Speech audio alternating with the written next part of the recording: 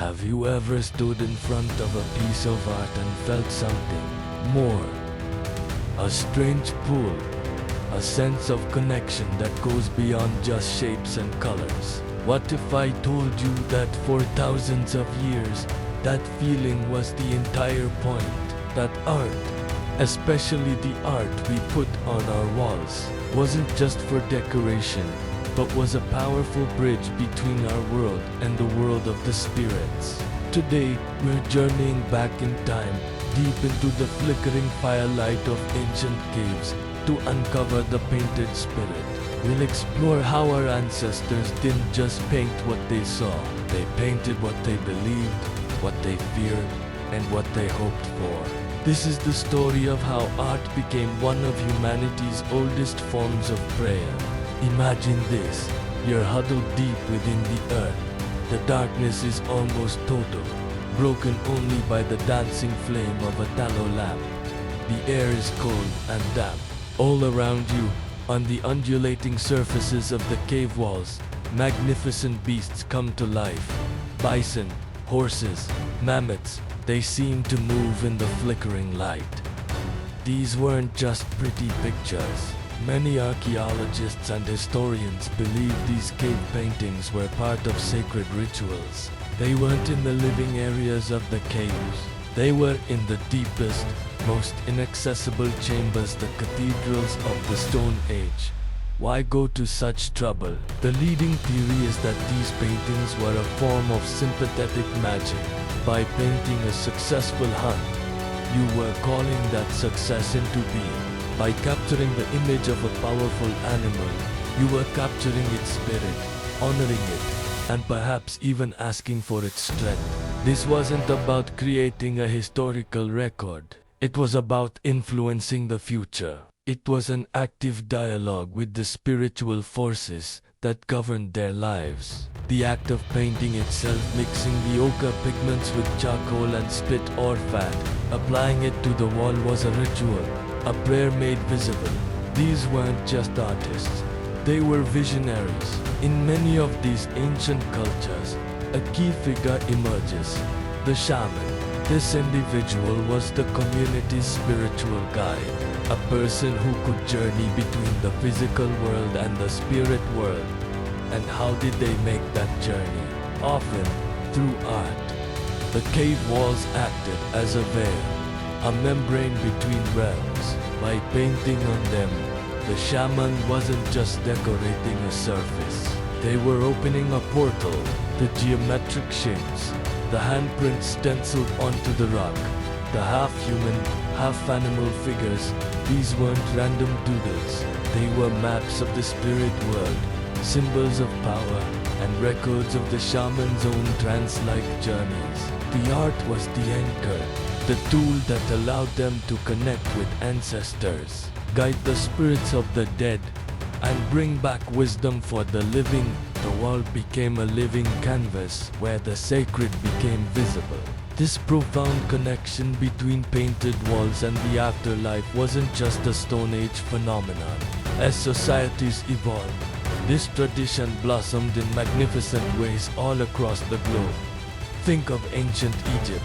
The walls of their tombs weren't just covered in beautiful images for the sake of it. They were intricate, magical instruction manuals for the deceased. Each hieroglyph, each depiction of the gods, and the journey through the underworld was designed to guide the soul, protect it from demons, and ensure its safe passage to the field of reeds, their version of paradise. The paintings were a magical technology for immortality. Look at ancient Greece and Rome. Their temples were vibrantly painted, with stories of gods and heroes unfolding across the walls. These weren't just illustrations. They were meant to make the divine present, to make the worshipper feel as if they were in the company of the gods themselves. In India, the walls of temples and sacred caves like Ajanta are covered in breathtaking murals depicting the lives of the Buddha and other deities. These paintings serve as visual teachings, tools for meditation, and a way to transport the devotee into a state of spiritual contemplation. The wall becomes a textbook for the soul. In each of these cultures, the painted wall wasn't a passive backdrop. It was an active participant in spiritual life.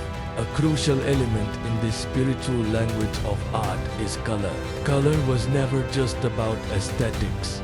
It was packed with sacred, symbolic meaning. Take the color blue. In Egypt, it was made from the precious lapis lazuli stone and represented the divine, the heavens, and the primeval waters of creation. The god Amen was sometimes depicted with blue skin to signify his cosmic power. Red, often derived from ochre, was the color of life, energy, and victory, but also of danger and chaos. It represented the lifeblood that animated all things. Gold, or yellow, was the color of the sun and the flesh of the gods, symbolizing eternity and indestructibility.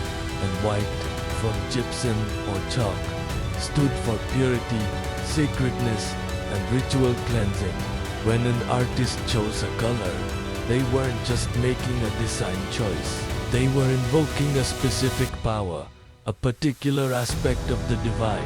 A blue ceiling in a temple wasn't just a blue ceiling. It was the sky, the cosmos, bringing the heavens down to earth. The combination of these colors created a powerful visual symphony, a coded message that spoke directly to the spirit, bypassing the need for words. So, where does that leave us today?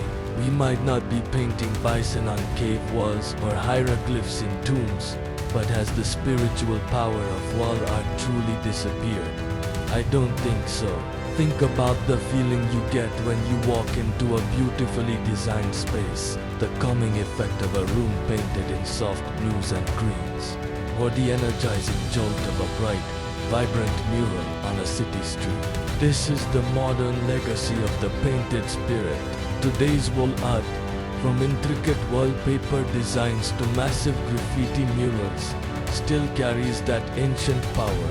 It's a way we express our identity, our beliefs, and our emotions on a grand scale. A mural can transform a neglected neighborhood wall into a beacon of community pride and hope. The colors we choose for our homes affect our mood and our mindset, creating sanctuaries of peace or hubs of creative energy.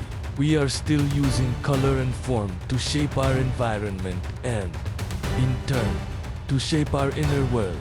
We are still, in our own way, painting rituals onto the walls of our lives. The canvas has changed.